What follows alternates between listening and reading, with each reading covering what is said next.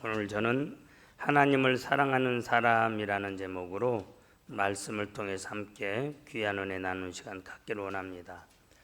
지금부터 한 10년 전에 제 방에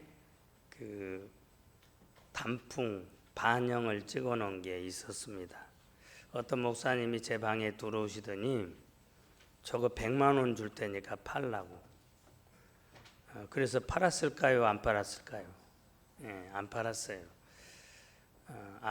이 사진이 100만 원은 가는구나. 이분은 제법 사진을 찍을 줄 아시는 분인데 100만 원 정도 되는구나 하고 제 스스로 생각을 했습니다. 사진은 여러분 찍는 사람이 어떤 마음으로 찍느냐에 따라서 사진은 달라집니다. 쓰레기도 찍으면 작품이 되고요. 또 어떤 생각을 가지고 어떤 사물을 찍었을 때는 거기에는 많은 해석이 또 따르게 되어집니다. 그런데 무엇보다도 재질이 좋아야, 이게 구도도 잘 잡아야 되지만 그날 그 사진은 제가 찍었는데 너무 햇볕도 잘 맞았고 그리고 단풍이 너무 아름답게 들었어요. 제가 몇 번 그 장소에 가봤지만 그때처럼 아름답게 물든 단풍은 지금까지 없었습니다. 그러니까 그 재료가 좋았다고 하는 겁니다. 여러분, 사진도 사람도 또 다 값이 매겨져 있죠. 세상에서는 값을 매깁니다.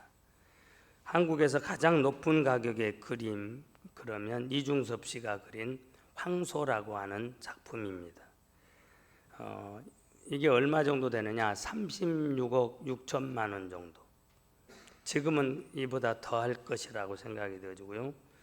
또 여러분 박수근 씨, 이미 고인들이시지만 이분이 그린 작품은 45억 2천만 원. 또 김한기라고 하는 분이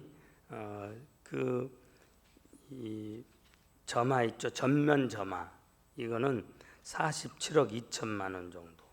이게 낙찰 가격입니다. 그러면 세상에서 제일 비싼 그림은, 사실은 저도 몇 번 가서 봤지만 실물을 봤거든요. 사람들이 다 그 앞에 서 있고 사진을 찍고 북새통을 이룰 정도로 그냥 밟힐 정도로 밀려서 관람도 제대로 못하고 밀려날 정도로 그런 작품이 하나 있어요. 모나리자라고 하는 작품. 사진으로 여러분들 많이 보셨을 겁니다. 이게 프랑스가 가지고 있는데 40조 원. 얼마요? 40원? 40조 원.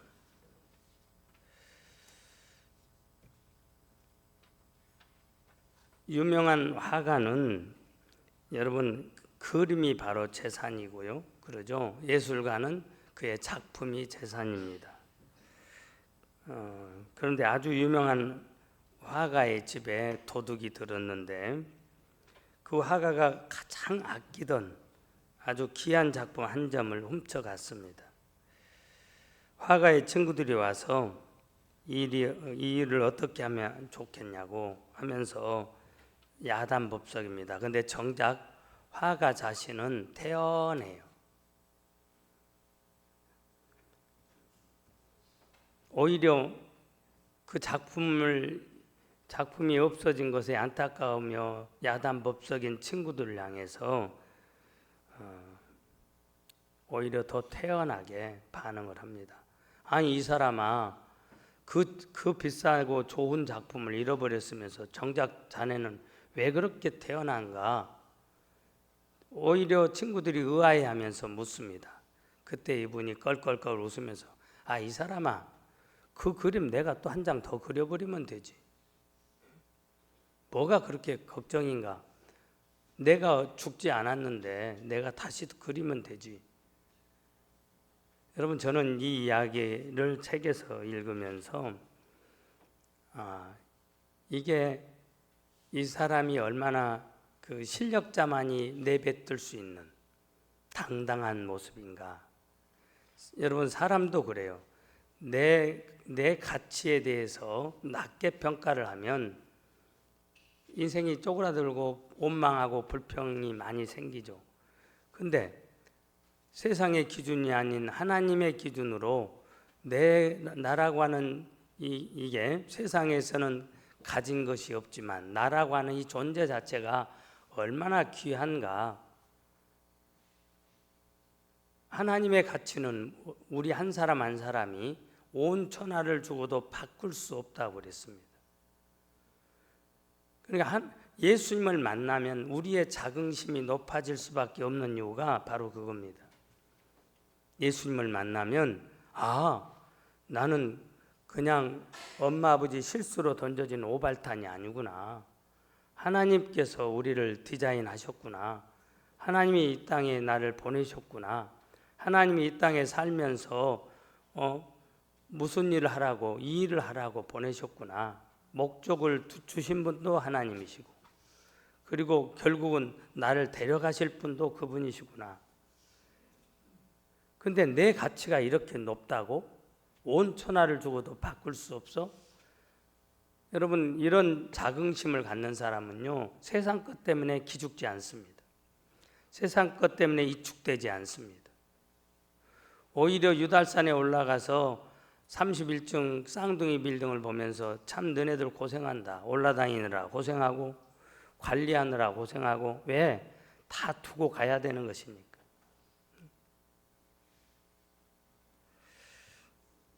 여러분, 실력 있는 사람은 어떤 일을 당해도 흔들리지 않습니다. 남들이 쩔쩔매는 시간에도 든든히 살아간다고 하는 것입니다. 여러분, 요사이 지도자로 나서겠다고 하는 사람들이 무식해가지고는 남들 앞에 서지 못합니다. 뭔가 자기 전문 분야가 있어야 되고, 또 더군다나 지도자로 서려면 그 얼마나 날카로운, 그 패널들이 날카로운 질문을 던지는지, 거기서 버벅대거나 거기서 준비되지 않고 전혀 몰상식한 어떤 단어를 표현하면 전문적인 지식을 가지고 있는 사람들의 공격에서 벗어날 수가 없어요. 그래서 다양하게 공부를 하죠. 다시 말하면 아는 것이 힘이다. 배워야 산다. 이 말이 맞다고 하는 말씀입니다.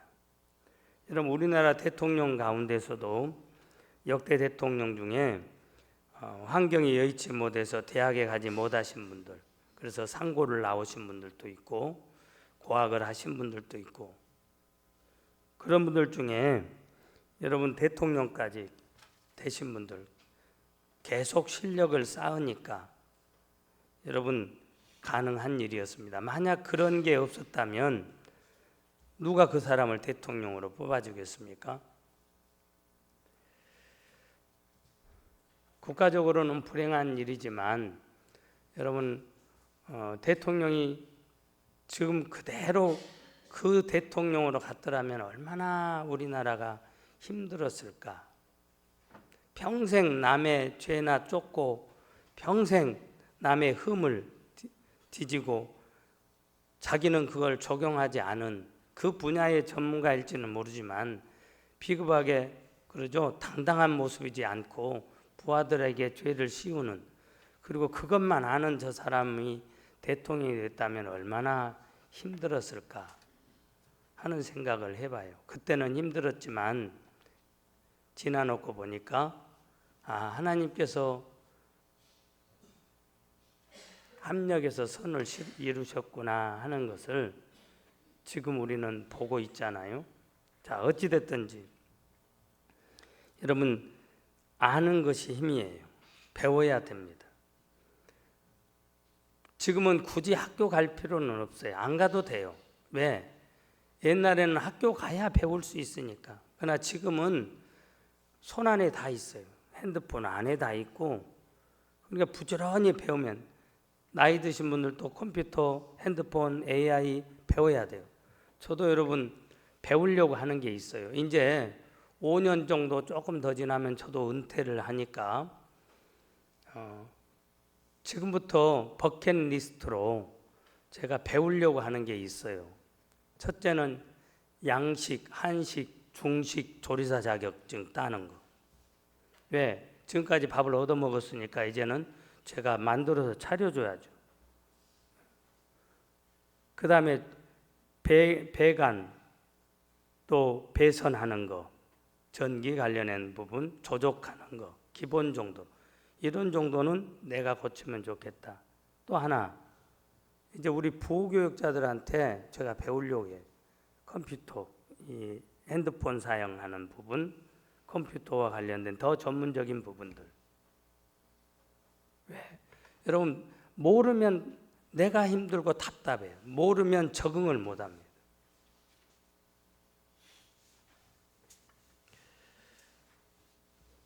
성경에 보면 여러분 입지전적인 인물 그러면 빨리 그냥 재빠르게 떠오르는 사람이 있죠. 요셉입니다. 학교 문턱도 가보지 못했어요. 그런데 요셉은 어디에 있든지 간에 모든 상황을 배우는 기회로 삼았습니다. 열심히 배우고 심지어는 감옥에서까지 인생을 포기하고 낙심하고 좌절하고 낭망하지 않고 그 사람을 통해서 계속해서 그 사람이 알고 있는 전문 지식을 배웠습니다. 그래서 여러분 실력을 쌓은 겁니다. 실력이 출중했기 때문에 총리가 될 수 있는 것이지 여러분 하나님은 막 위에서 떨어지게 하시는 분이 아닙니다. 내가 할 부분을 최선을 다할 때 하나님이 도와주시는 거예요. 그래서 여러분 열심히 공부했기 때문에 그것도 남의 나라에 와서 자기 나라도 아닌 남의 나라에 와서 총리로서 너끈히 이 일을 감당할 수 있었다고 하는 것입니다. 여러분 세계적인 대통령 중에 뭐 두 가지 평이 있어요. 링컨에 대해서 저는 좋은 의미에서 늘 말하는데 이번에 미국에 가서 그 남쪽에 있는 사람들은 링컨을 아주 안 좋게 평을 하더라고요. 왜냐하면 전쟁에서 졌고 그렇기 때문에 거기에 대한 저들만이 갖고 있는 아픔이 있었어요. 그러나 어찌 됐든지 초등학교도 졸업하지 못했지만 계속해서 배워서 미 합중국의 위대한 대통령이 됩니다. 제가 존경하는 목사님 중에 스펄전 목사님, 그분은 가방끈이 아주 짧아요. 대학을 나온 것도 아닙니다. 초등학교 조금. 그런데 그분의 설교집을 보면 백과사전이에요. 농사 짓는 것까지, 농부들이 알고 있는 전문 지식까지, 그 설교의 내용문 중에 그런 아주 오감에 호소하는 그 설교를 이렇게 접하게 되면 정말 많이 배운 분이구나, 많이 이분이 실력을 쌓았구나 하는 것을 알 수가 있어요. 여러분 세상이 아무리 어려워도 실력 있는 사람, 길을 아는 사람은 쉽게 살 수가 있습니다. 우리 그렇기 때문에 저와 여러분들은 노력해서 적어도 자기 분야의 실력자, 자기 분야의 지식자가 될 수 있기를 바라요. 여러분 하나님이 우리를 아직 안 부르셨다면 기회가 있는 거예요. 부르시는 날까지 여러분 배우기를 멈추면 안 됩니다. 여러분 한 기업을 운영하는 CEO도요, 책을 놔버린 사람은 그가 한 세기 넘어가기 전에 그 회사 끝납니다. 근데 이 CEO들은 공통점이 있죠. 한결같이 책을 통해서 배운다고 하는 거예요. 간접적인 방법으로 배우는 겁니다. 얼마나 많이 독서를 하는지 몰라요.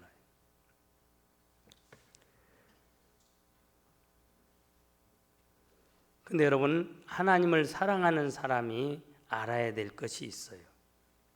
오늘 본문은 두 가지를 우리에게 말씀해 주고 있습니다. 첫 번째가 지식이나 실력으로 교만해져서는 안 된다는 거예요. 알기는 알되 열심히 배우기는 배워야 하되 오늘 저와 여러분들이 알아야 될 사실은 이것 때문에 교만해져서는 안 된다고 하는 것. 오늘 이 본문의 상황이 왜 나왔느냐면 그 당시에 시장에 나와 있는 모든 고기는 우상의 제물입니다. 그러니까 제사장의 몫으로 띄어진 것들이 뭐 제사장이 그거 다 먹을 수는 없잖아요. 그러니까 그게 시장으로 나와서 유통이 되고 팔리고 또 그 당시에 사람들 생각 중에 어떤 생각을 가지고 있냐? 그냥 고기를 먹으면 귀신과 함께 먹는다.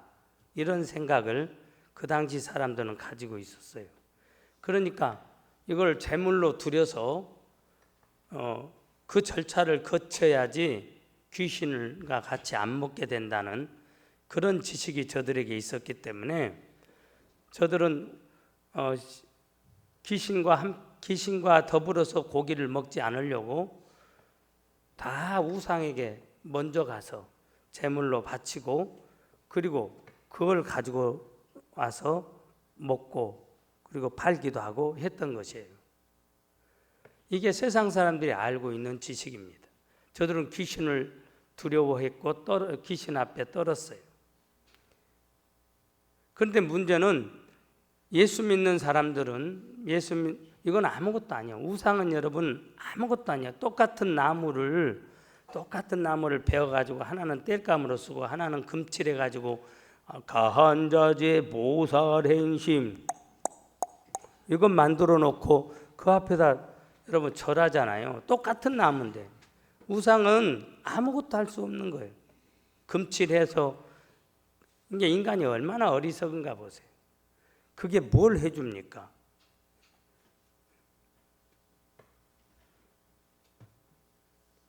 예수 믿는 사람은 진리가 너희를 자유케 하리라. 예수님이 우리를 자유케 하셨고 우리는 귀신을 쫓아내는 사람이지 귀신이 두렵지 않습니다. 그래서 음식을 묻지 않고 먹었어요. 당연히 이거 우상 앞에 드려진 것이지만 뭐 드려졌든지 안 드려졌든지 그거는 상관없어. 그냥 하나님이 주신 것이니까 하나님이 먹으라고 주신 것이기 때문에 먹었어요. 근데 문제는 교회 안에 고린도 교회 안에 믿음이 약한 자들이 있었어요. 세상적인 지식, 그냥 고기를 먹으면 안 되니까 우상 앞에 드려진 것을 갖다 먹으면서도 껄쩍지근해. 왜? 제물로 쓴 것이니까. 예수 믿는 사람 마음에 걸림이 되는 겁니다. 근데 문제는 우상은 아무것도 아니다고 하는 사람들이 저렇게 두려워 떠는 사람들, 세상적인 지식이 아직도 믿음이 약한 사람들을 향해서 공격을 하는 거예요. 무시하고 속단하고 저것들 믿음 없는 것들이라고. 여러분 바울 사도가 성령님을 통해서 이 사실을 알게 되어집니다. 그래서 바울 사도가 지적을 해요. 우상의 제물을 먹으면서 두려워 떠는 사람들보다도 믿음 없는 것들이라고 말하는 너희들이 더 문제다. 너희들의 그 교만이 더 문제다. 약한 자를 세워주고 가르쳐주고 이렇게 섬겨줘야 될 너희가 오히려 너희들 안에 있는 믿음 약한 자들을 조소하고 비난하고 비방하고 그러면 안 된다는 거예요. 여러분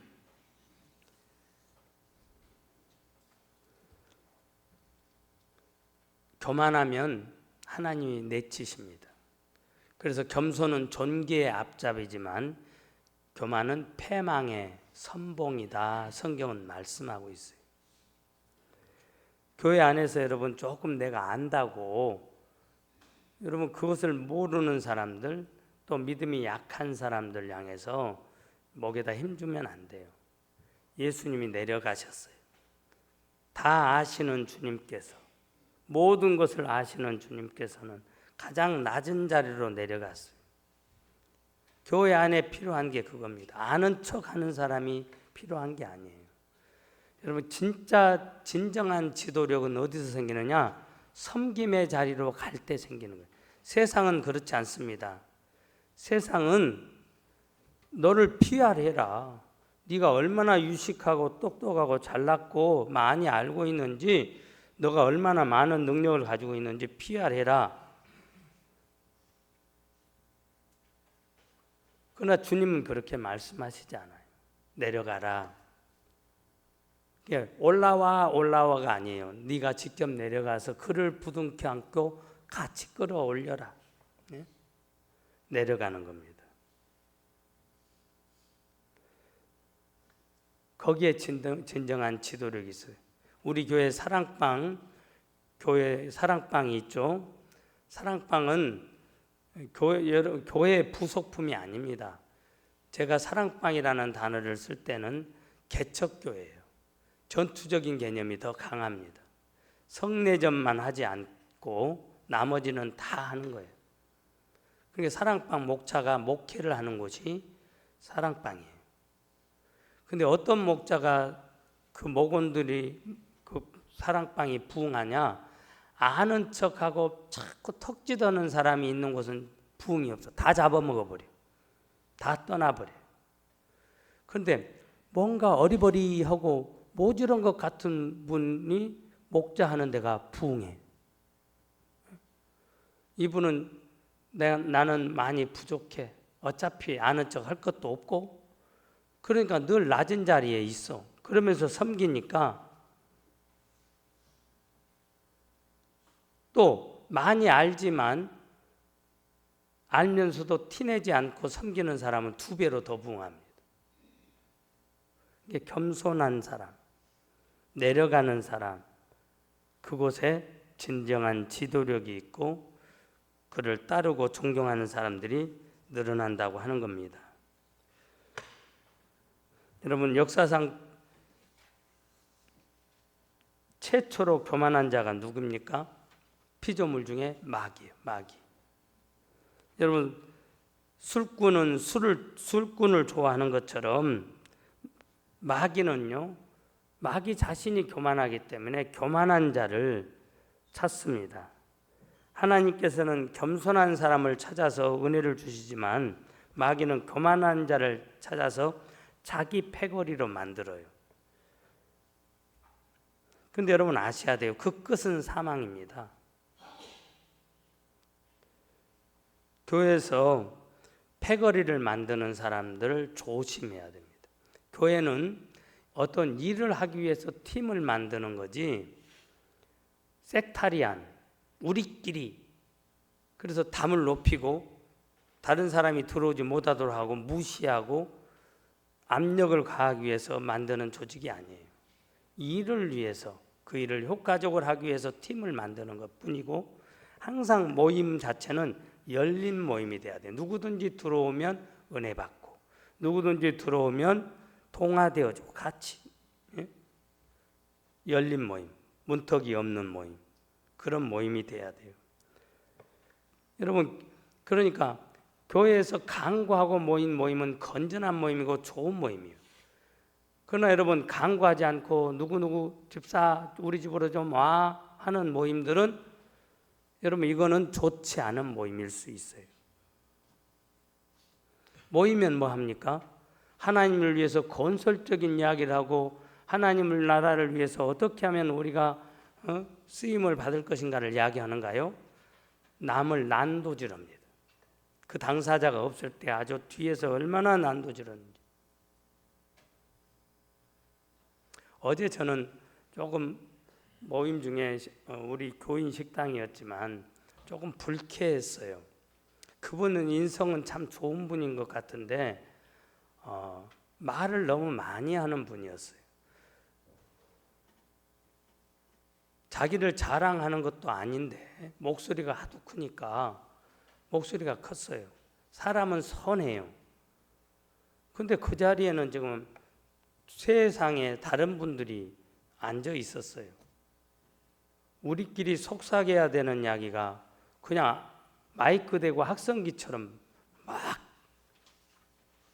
나가는데, 그것도 어떤 사람에 대한 평가. 저는 처음 그분을 뵙고, 그래서 제가 그분을 데려오신 분한테 오늘 굉장히 많이 내가 불쾌했다, 말이 너무 많은 것 같아, 제가 그 정도로 지나갔어요. 왜? 할 말이 있고 안 할 말이 있고. 여러분, 우리는 항상 덕을 세워야 돼요. 그러니까 여러분, 그 사람이 없다고 말을 뱉어놓지만 그 말이 전달이 됩니다. 반드시 일파만파가 되는 거예요. 그러면 좋은 관계가 깨지는 겁니다. 마귀란 놈이 가만히 있겠어요? 거기다가 더 붙입니다. 참수한다는 단어가 그런 뜻이에요. 없는 사실을 부풀리고 팩트를 축소시키고, 그리고 없는 사실을 있는 것처럼 거짓말하고 과장하고.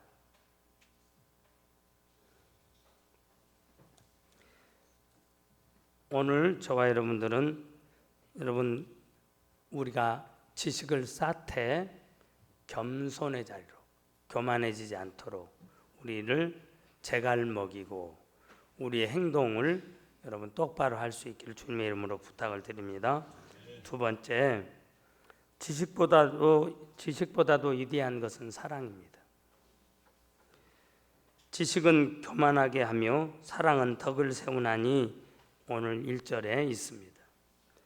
지식도 필요해요. 그런데 여러분, 사랑은 더 필요합니다. 지식에 사랑을 겸하면 이것을 뭐라고 그래요? 성경적인 표현으로 은쟁반 위에 금구슬과 같다. 우리말로 전문적으로 금상첨화 그러죠.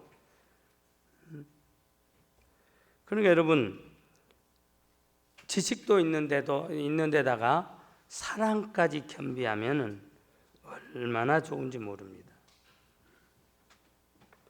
사랑은 자기도 넘어지지 않게 하고 남도 넘어지지 않게 하는 겁니다. 사랑은 세워주는 거예요. 이 사랑은 친구 간의 우정을 말하는 게 아닙니다. 남녀 간의 이성적인 사랑, 에로스 사랑을 말하는 것도 아니에요. 오늘 여러분, 이 사랑은 술 마시고 친구들 간에 I love you 하는 그 사랑이 아니에요.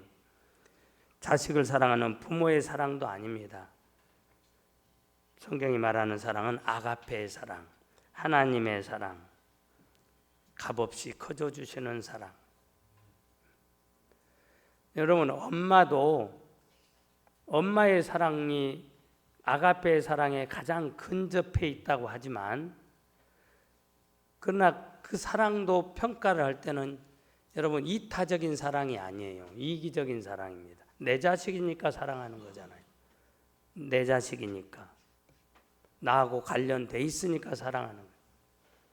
근데 하나님의 사랑은 무조건적인 사랑이에요.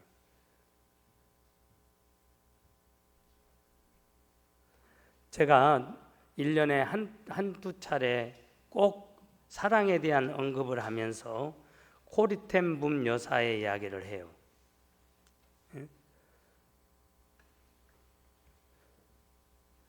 아우슈비츠에 유태인들을 도왔다고 하는 것 때문에 아우슈비츠에 갇혀서 갖은 고문을 당하고 언니는 죽죠. 고문 끝에 견디지 못해서 죽습니다. 그리고 나치가 패망하고 자신은 풀려나서 하란 네덜란드에 복음을 전하는 복음 전도자로 열심히 복음을 전하는데, 꿈에도 잊을 수 없는 한 인간이 그 집회에 참석했던 거예요.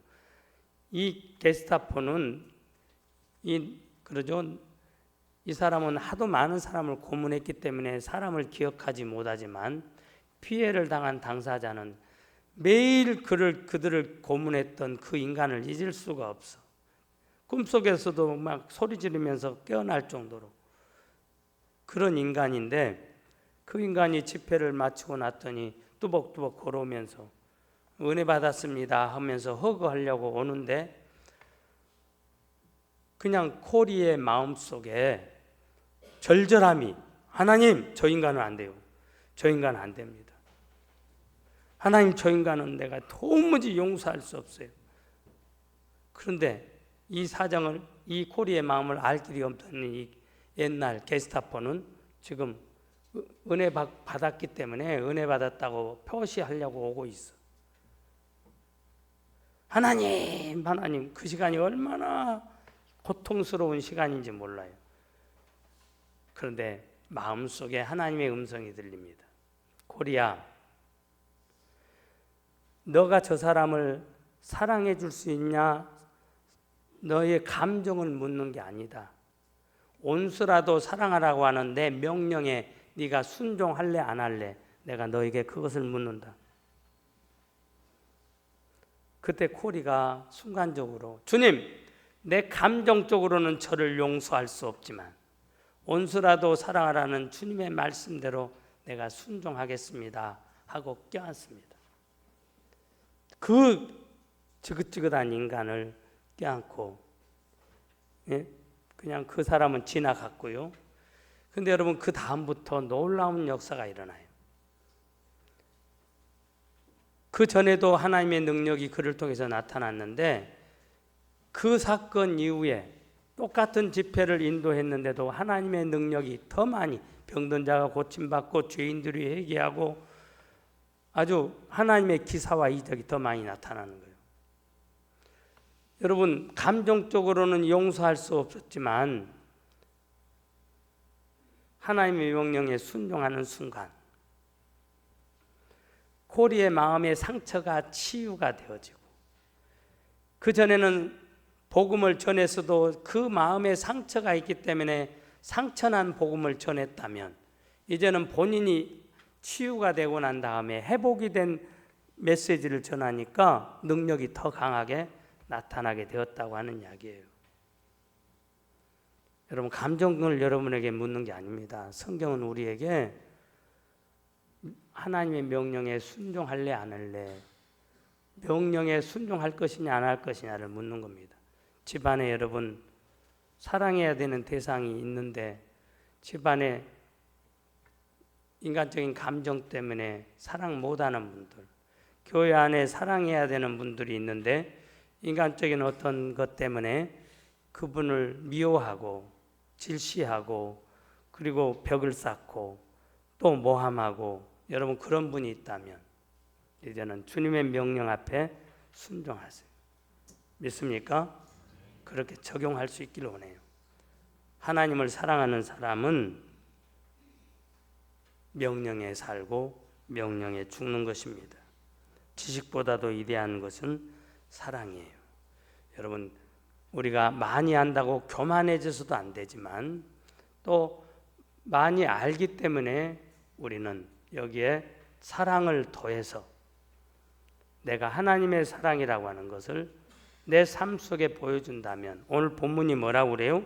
하나님도 그를 아신다 그랬습니다. 하나님이 여러분을 아세요. 하나님이 아신다는 것은 하나님이 여러분을 책임져 주신다는 말씀입니다. 눈을 감겠습니다.